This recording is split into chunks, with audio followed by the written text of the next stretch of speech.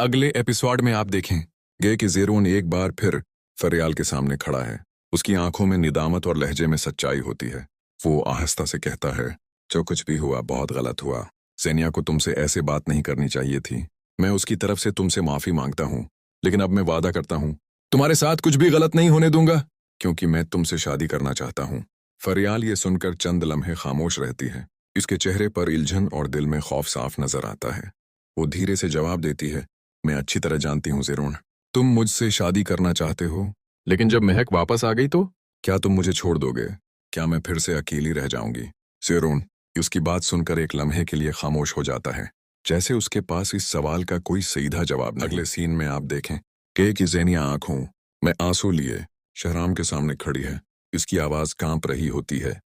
वो बेबसी से कहती है, मैंने तुमसे मोहब्बत की है शहराम, लेकिन अब मैं उस घर में एक लम्हा भी नहीं रह सकती। शानज़े मेरी जान लेना चाहती है, और यहाँ कोई भी ऐसा नहीं जो मुझे बर्दाश्त करे, चाहे तुम्हारी अम्मी हो या अबू। सब यही चाहते हैं कि मैं ये घर छोड़कर चली जाऊं। शहराम ये सब सुनकर गहरी सोच में डूब जाता है।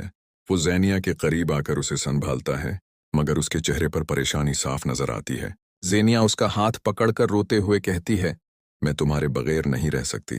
प्लीज हमारे लिए अलग घर का बंदोबस्त करो। हमें यहाँ से जाना होगा, वरना मैं टूट जाऊंगी। शहराम एक लम्हे के लिए आंखें बंद करता है, जैसे कोई बड़ा फैसला लेने जा रहा हो। फिर वो धीरे से कहता है, मैं तुम्हें उस हाल में नहीं देख सकता ज़ेनिया। अगर तुम्हारी खुशी उसी में है तो मैं सब कुछ छोड़ने के लिए तैयार हूँ।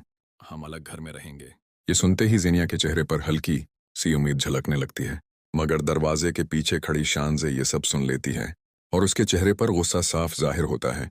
अब देखना यह है कि क्या शहराम वाकई अपने खानदान के खिलाफ जाकर ज़ेनिया का साथ देगा, या शानज़े एक बार फिर उनकी जिंदगी में तूफान खड़ा कर देगी।